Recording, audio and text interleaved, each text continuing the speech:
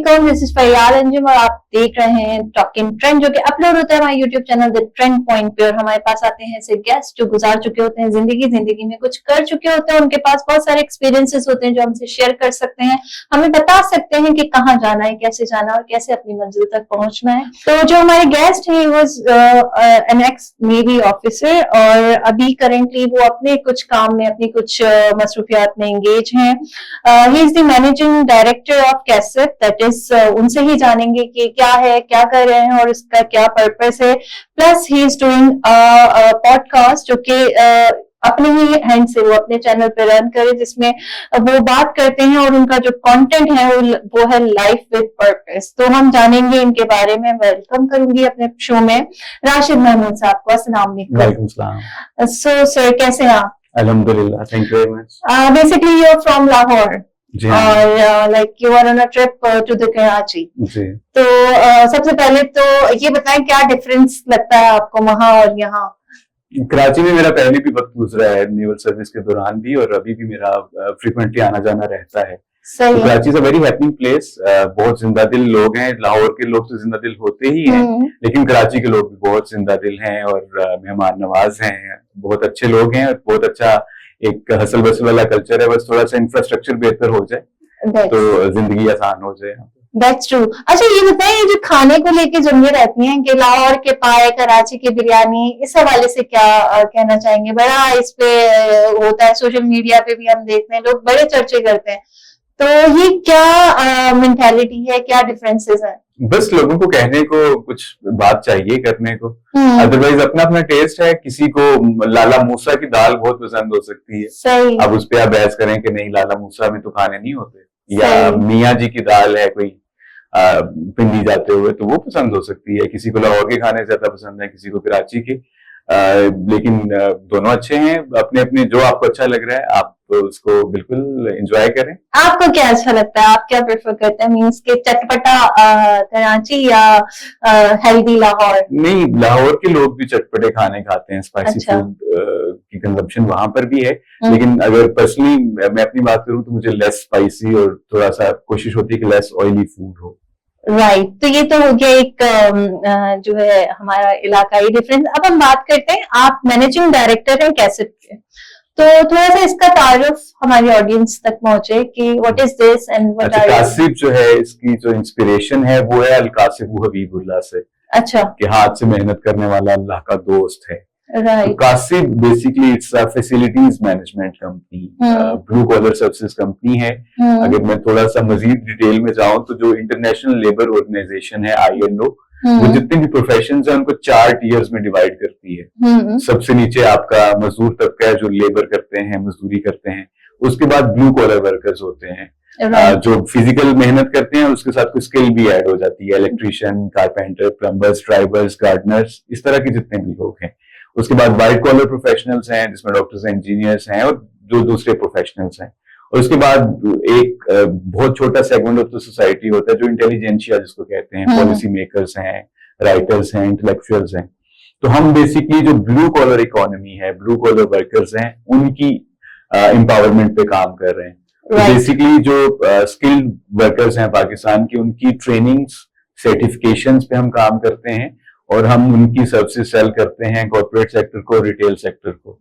और हम उनको मैन पावर एक्सपोर्ट पे भी अभी हमने काम शुरू कर दिया है, जिसमें हम पाकिस्तान से स्किल्ड वर्कर्स को मुल्क से बाहर हम उनकी डिप्लॉयमेंट और जॉब्स उनको उनकी प्लेसमेंट करवाते हैं। तो this is basically the business model of the company कासिब।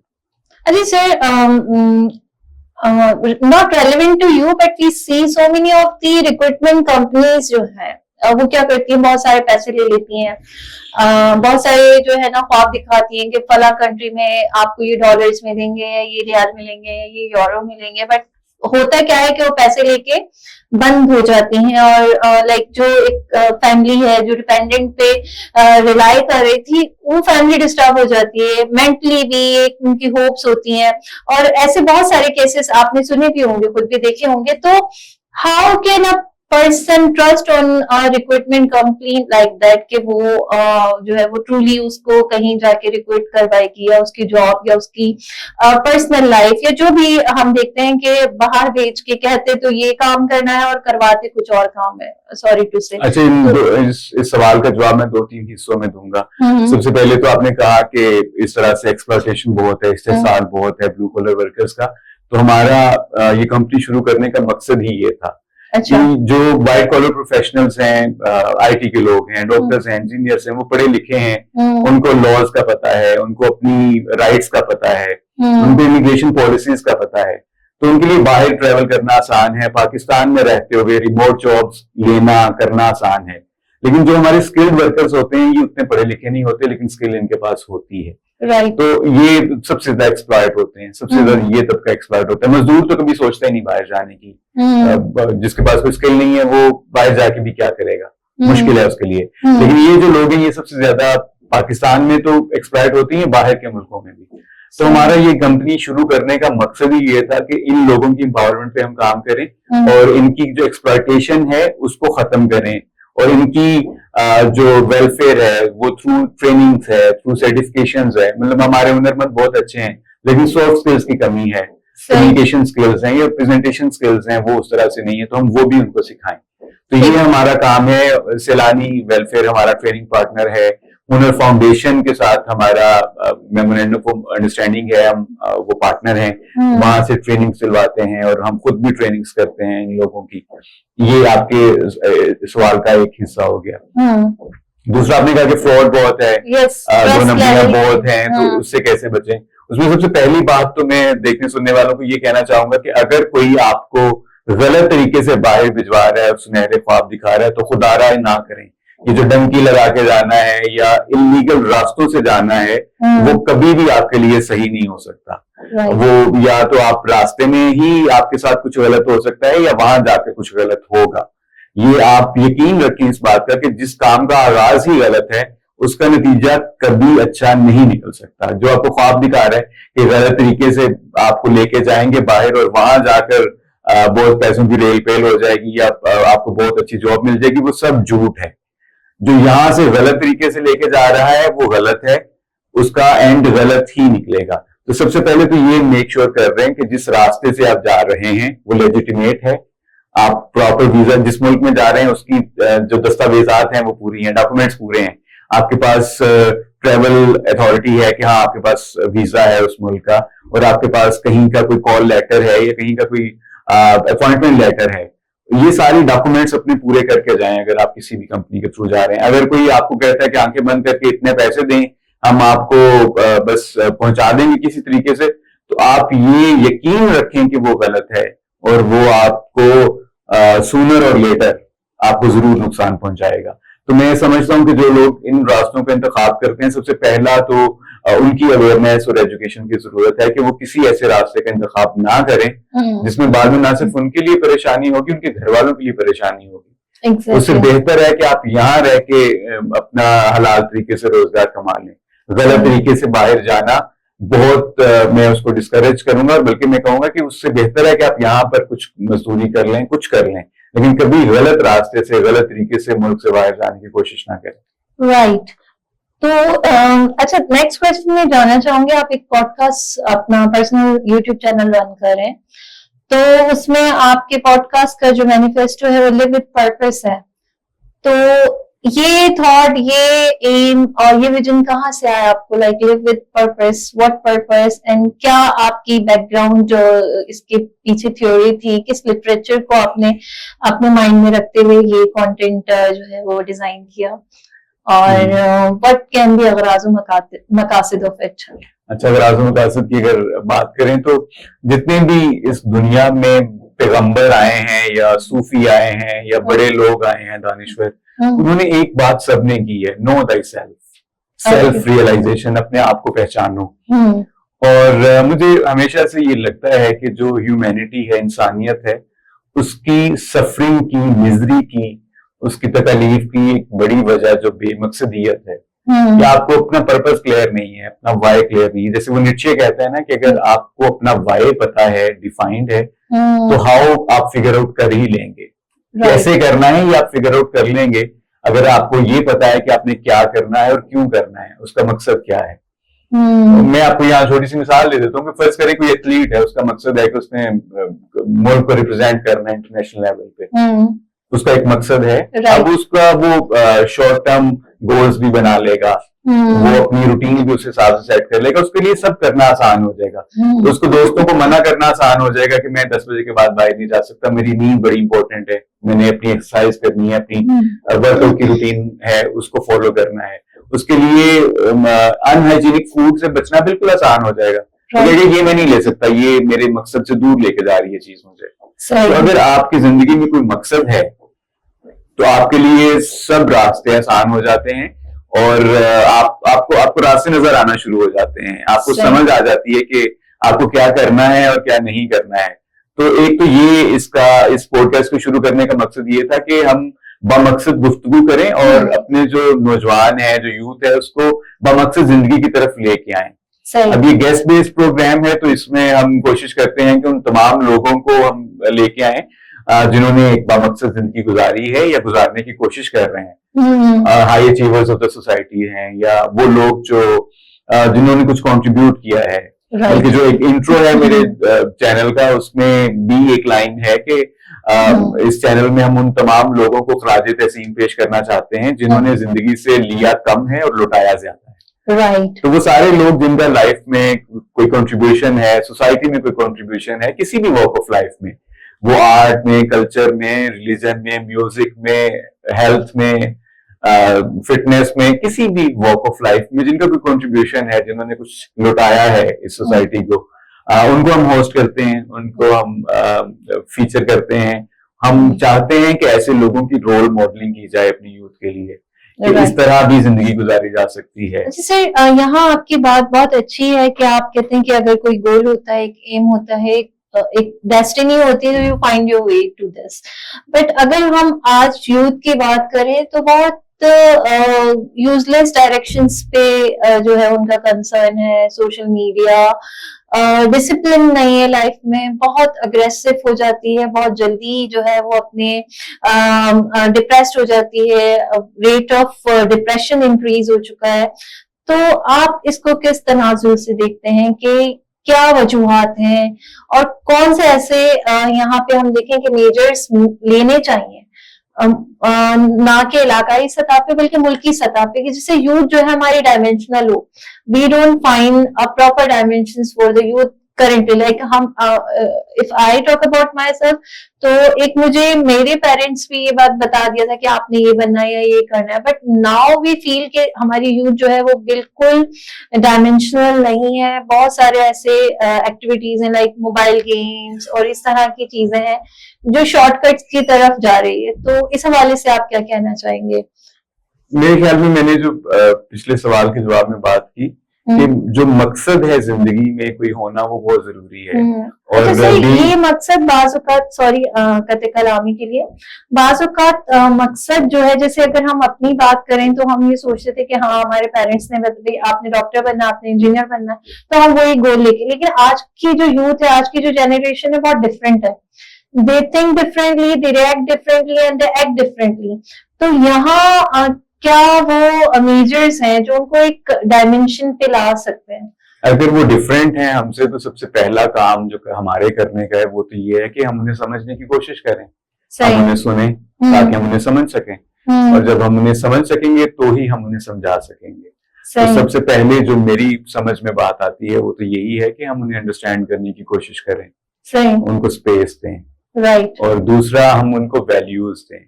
Doctor या इंजीनियर बनना ये एक प्रोफेशन है, ये जिंदगी का मकसद नहीं हो सकता।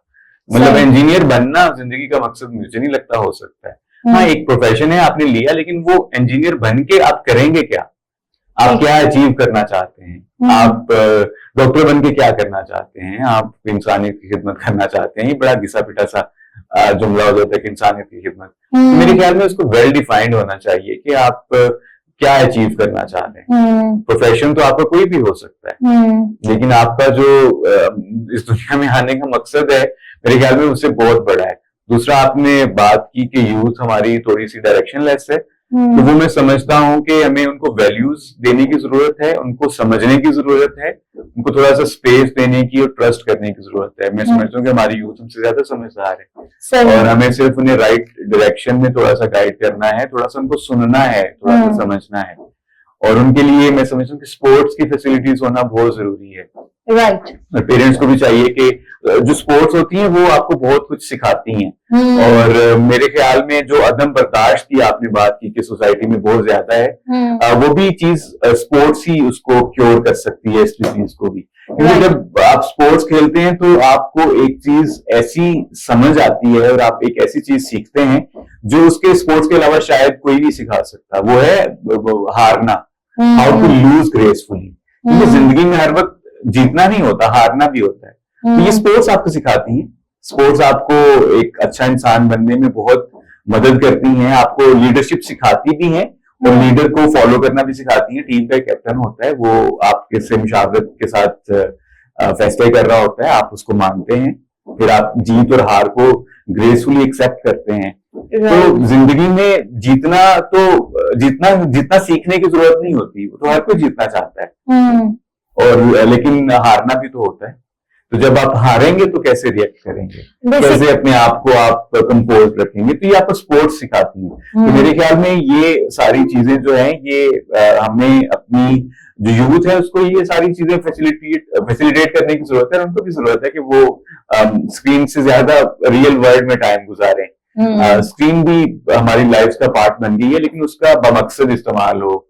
जब आप फोन उठाएं तो आपको क्लियरली ये पता हो कि ये मैंने क्यों उठाया, इससे मैंने कोई इन्फॉर्मेशन लेनी है या इससे मैंने कोई किसी से राब्ता करना है।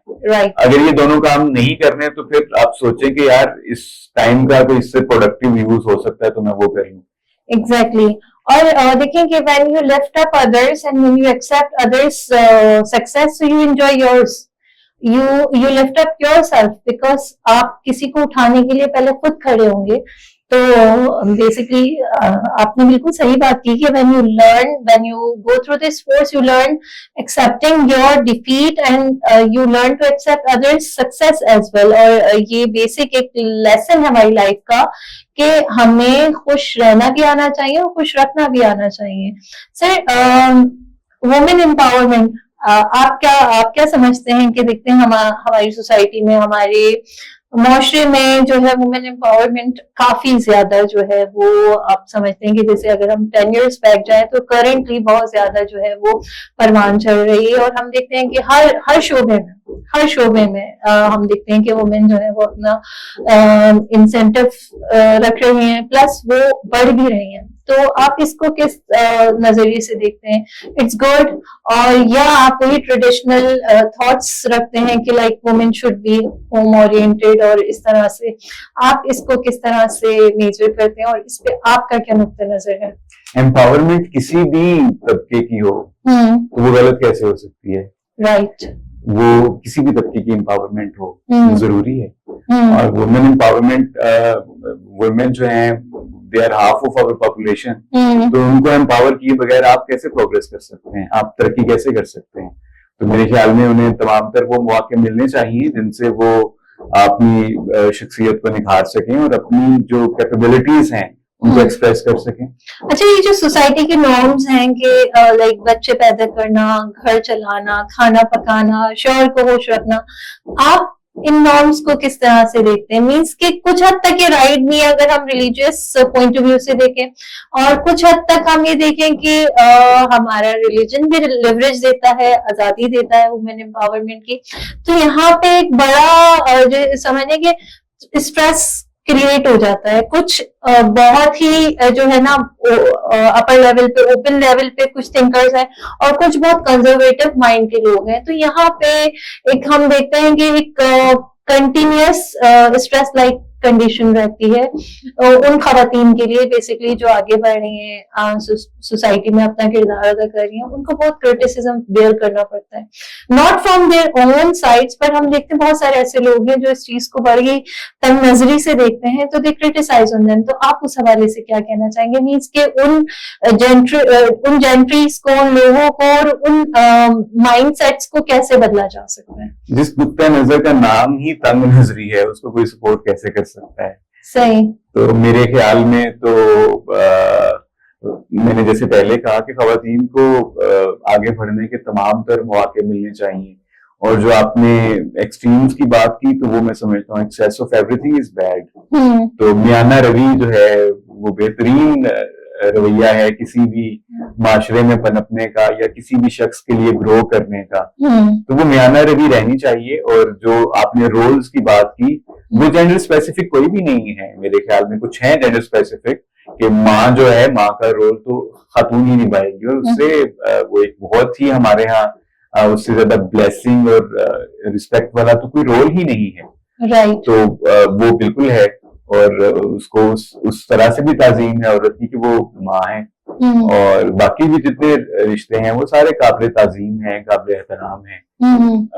और जहां तक आपने बात की क्रिटिसिज्म की या तंग नजरी की, तो उसकी तो मेरे ख्याल में कोई भी वाजबी समझ बूझ रखने वाला शख्स भी उसको कंडेम ही करेगा, मुजम्मत ही करेगा तंग नजरी की। और हमें रोशन ख्याल ही होना चाहिए और रोशन ख्याली को ही फरोग देना चाहिए। और रोशन ख्याली ये है कि जहां आप बैठे आपके ख्याल से रोशनी फूटे, राइट। और आप अपने इर्द गिर्द के लोगों को कोई अच्छी बात बताएं, कुछ ऐसा कंट्रीब्यूट करें उनकी लाइफ में जिससे उनकी जिंदगी में कोई बेहतरी आए। तो हमें रोशन ख्याल ही बनना है, रोशन ख्याली को ही सपोर्ट करना है। और तंग नजरी जो है वो उससे तो हमारी किसी किस्म की कोई मुताबिकत है ही नहीं, उसको तो उसके खिलाफ हमें लड़ना है जहां जहां वो है। So that was also nice. I would request Mr. Rashid to give us short message that is like आप सोचें कि पूरी दुनिया एक पल के लिए आपको सुन रही है और एक ऐसी बात आपने कहनी है कि जो बहुत जरूरी है. So I would like to request you to give this message to our audience and then we'll wind up with our podcast. Thank you so very much for your time and your very thoughtful questioning. Message मेरा यही होगा कि जिंदगी बहुत खूबसूरत है अगर इसे किसी मकसद के तहत गुजारा जाए। तो जरूर आप लोग अपने साथ वक्त गुजारें और ये देखें कि आपका जिंदगी का क्या मकसद है, आपका वाई क्या है, उस पर जरूर काम करें। और जो चीज आपको लगता है, जिसके बारे में आपको यकीन है कि ये गलत है, उसको आप छोड़ दीजिए और अपना ख्याल रखें, अपने इर्द गिर्द लोगों का ख्याल रखें और मिलजुल के इत्तेफाक के साथ जीना सीखें और खुश रहें और खुश रखें। बहुत शुक्रिया। That's very nice. अगर मैं अपनी बात करूं तो हम जब क्लास 9-10 में होते थे तो हमारे टीचर सिखाते थे कि एग्जाम में आपके पास एक ऐसे आने वाला है जिसपे आपने लिखना है 250 वर्ड्स में माई एम इन लाइफ, और वो एक रटा रटाया कंटेंट होता था और हम उसको याद करते थे और हमें पता होता था कि हमने एम इन लाइफ पे जो है एक ऐसे लिखना है। बट आई वुड रिक्वेस्ट कि वो एम इन लाइफ रटा रटाया ना हो, वो सिखा सिखाया ना हो, जेन्युइन हो। क्या ही बात हो कि वो क्लास 9 का जो बच्चा है वो रियल और एक्चुअल ह्यूमन लाइफ लिखे, अपने लाइफ से रिलेटेड वो क्या करना चाहता है, कैसे बढ़ना चाहता है, और आजकल के टीचर्स उसको उसी चीज पे फोकस करें, उसी बात पे मोटिवेट करें, ना कि वो रटा रटाया कंटेंट याद करके उसको भेजे एग्जाम में कि लिखोगे तो पूरे नंबर आ जाएंगे। वो नंबर उस वक्त के लिए तो काफी होते हैं लेकिन जिंदगी गुजारने के लिए काफी नहीं होते। इसी के साथ हम अपने पॉडकास्ट को एंड करेंगे और बहुत थॉटफुल हमने लेसन सर से लिया है, दैट इज कि लिव विद अ पर्पस, और वही इनके पॉडकास्ट का भी कंटेंट है। So will surely visit that and I request you all to visit that also. Please subscribe to our channel, keep watching talk and trend. अपने साथ अपने प्यारों का ख्याल रखें। अल्लाह हाफिज। See you in another episode.